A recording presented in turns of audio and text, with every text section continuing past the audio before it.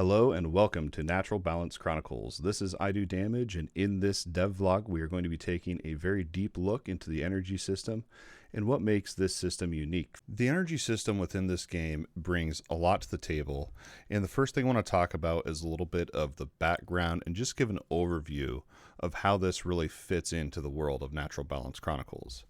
So there are 9 energies within the game.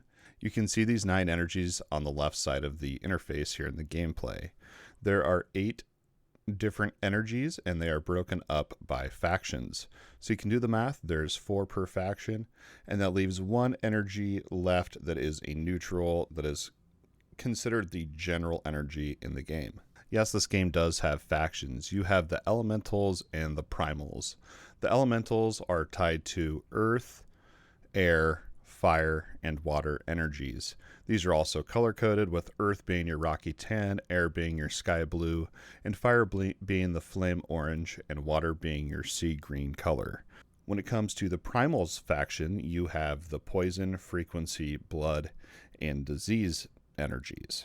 These are also color-coded, with poison being your toxic green, frequency is the more pink color, and blood being the blood red, and then last but not least, disease being your purple. The interface on the left side really is your breakdown of all the elements. It shows everything that's going on that server. This is for the entire player base, not just for you. The UI, once you look at it and understand how it works, it becomes clear. It is separated by faction. You also have opposing energies that are directly across from each other. So you can see the fire and the disease are on top, and the disease is then on the bottom. That shows that those are opposites and do compete for each other. The middle section of the interface is used for raids. You can see a raid timer, a trigger, and raid energy within this part of the UI. There is a more compact version planned for the game. It's not currently implemented, but hopefully this will make that part of the UI a little bit cleaner. And that kind of is a brief introduction to what energies exist and what this little part of the interface shows that you can see on the left side of the screen. So now that you know what energies exist in the game with the 9 different aspects that we talked about, and that they're broken up into factions, there's always going to be a constant battle of balance between all of these different elements throughout the game. Each energy or aspect has an opposite energy tied to it. The opposite of fire is your disease, which causes rot. The opposite of earth is frequency. The opposite of the air element is blood. And the opposite of your water leaves poison.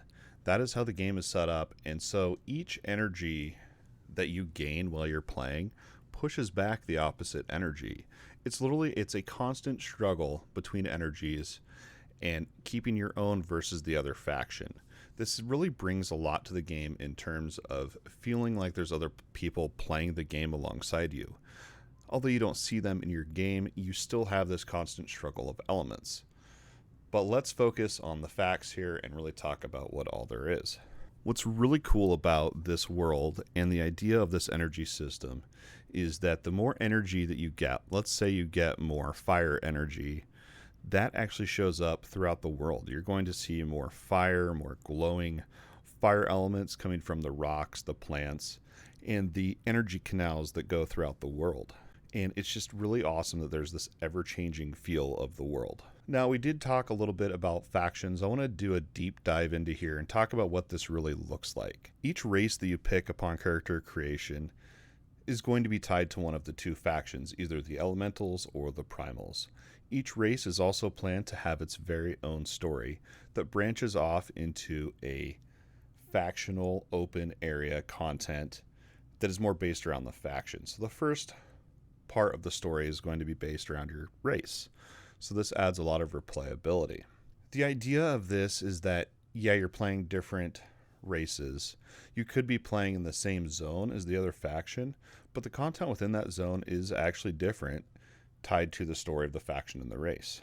And with the game offering these 2 different factions that are competing against each other, it's important to note that players can create a character on each faction, but you can only play one character at any given time. So if you wanted to play your elemental main, and maybe you wanted to switch it up and go play on your primal for a little bit, you can do that. You can log out of your elemental faction aligned character and switch over to your primal aligned character if you want to. Another thing to keep in mind here is this is not a good versus bad scenario when it comes to the factions. Neither of them is necessarily the good guys or the bad guys, but they're all trying to compete for getting the most energy possible for their faction, while trying to lower the opposing faction's energy levels. So you're probably wondering, this game, Natural Balance Chronicles, at its core is an isometric action RPG game, and it has this energy system tied to it. I've given you a brief overview of how it affects lore and a little bit of the story and the world, but what does it really look like? What is it more than just these different elements?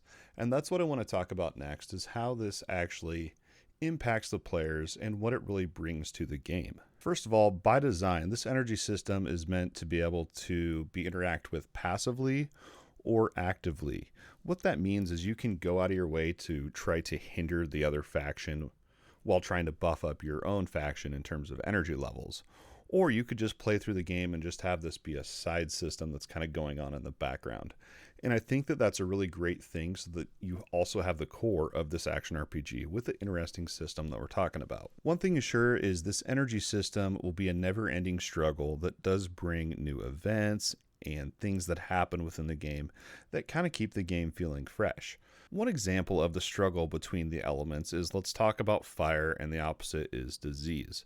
So fire is a combustion. You know how fire works. It's this burning element.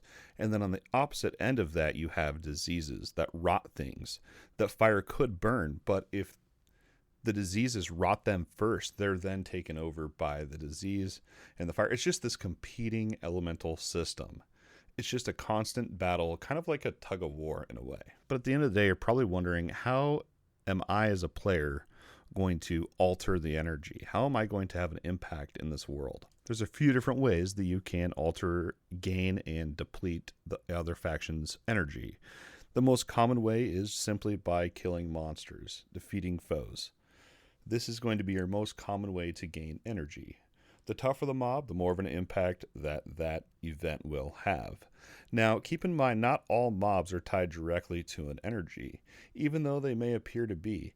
What that means is you might have a fire elemental, and just because you kill it, you're not guaranteed to gain fire energy from that specific mob. But now on the flip side, some mobs that you might think are more basic monsters could be tied to an energy, even though you wouldn't think they would be.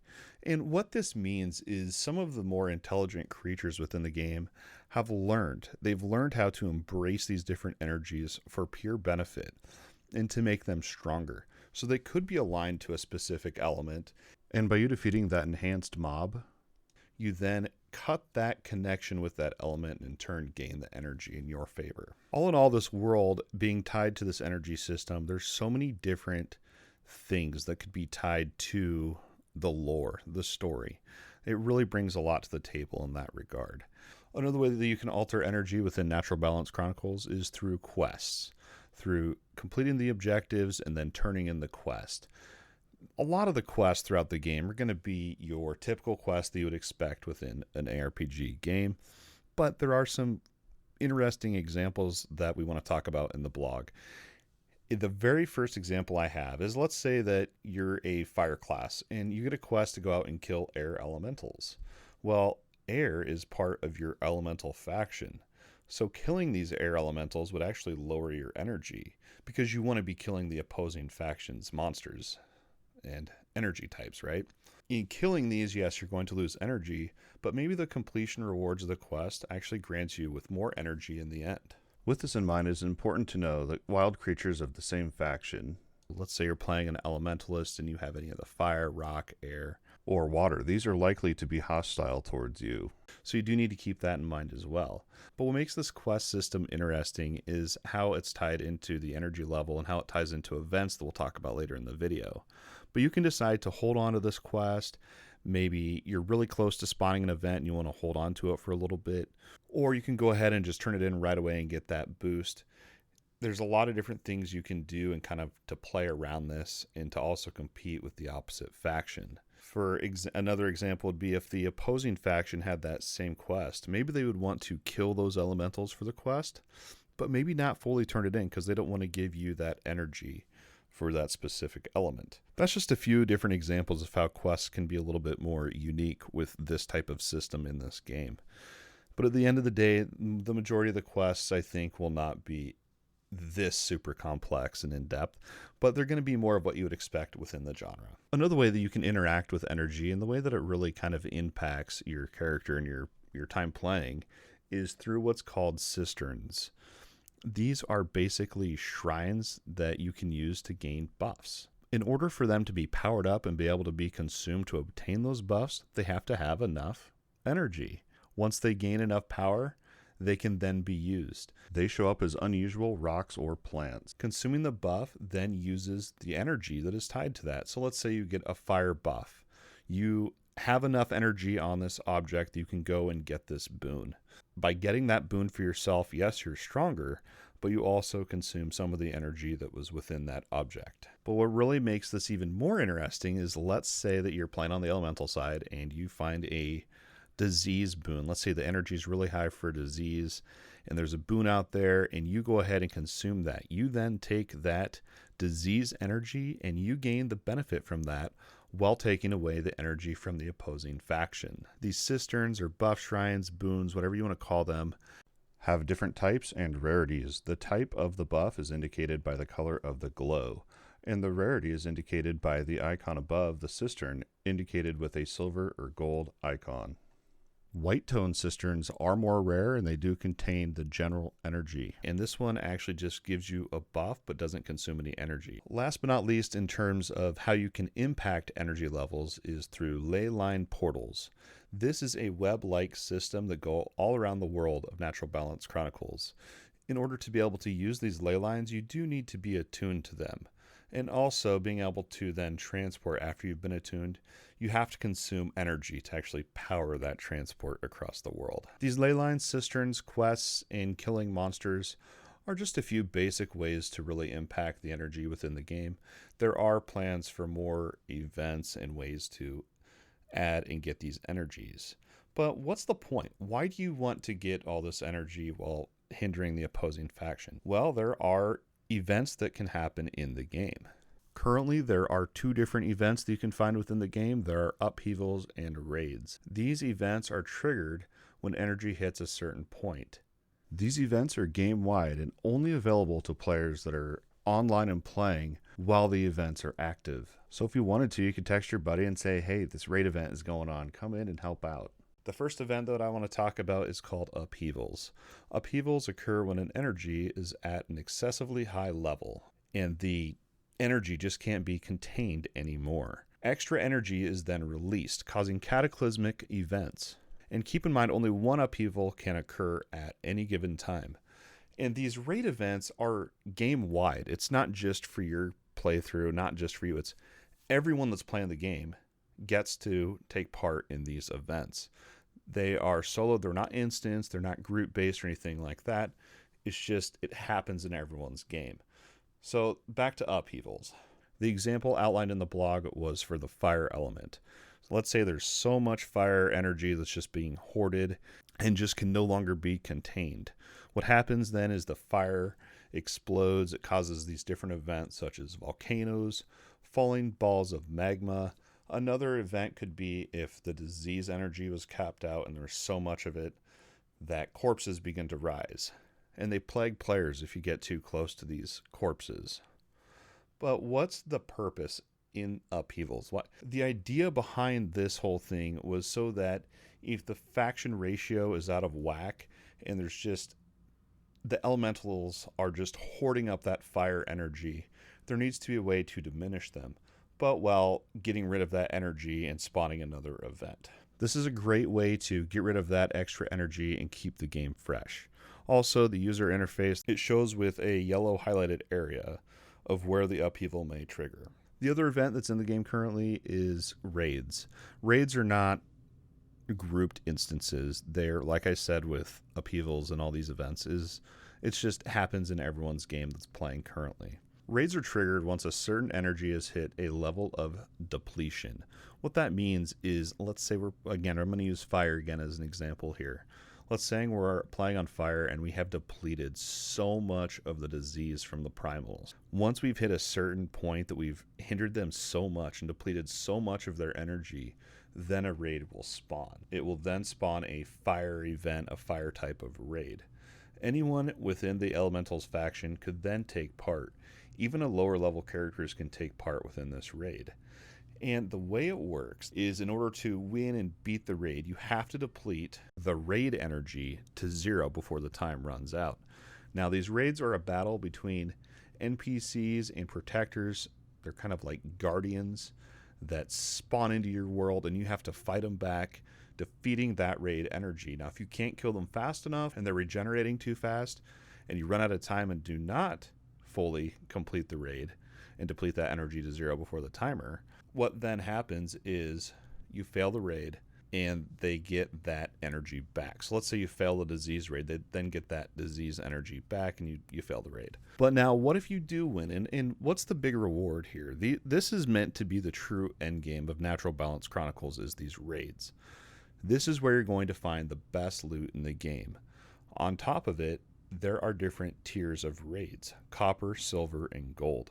Defeating one tier of the raid then allows you to go on and deplete more of that energy to unlock the tier 2 raid, and so on. Once you've gotten to the golden tier raid, this is where the best loot is. The higher the tier, the better the loot. You also get more time to complete them the higher the tier, and the overall difficulty just increases. The last tier is the ultimate challenge in Natural Balance Chronicles. It's meant to be a real challenge, something to work towards, with the best loots up for grabs. But keep in mind, if you do fail at any point during any of these raids, the opposing faction and energy gains that energy back, and then you have to start from scratch. So the raids and upheavals are the two current energy events that can happen and spawn into your world. But obviously, the game is early. There are plans for more in the future. If you've made it this far into the video, I want to sincerely thank you. Thank you for your time and checking out Natural Balance Chronicles. If you want to check out the stuff that we talked about in this video, feel free to check out the demo. If you would like to provide any feedback to us about this content, feel free to contact us. We will have the links down below.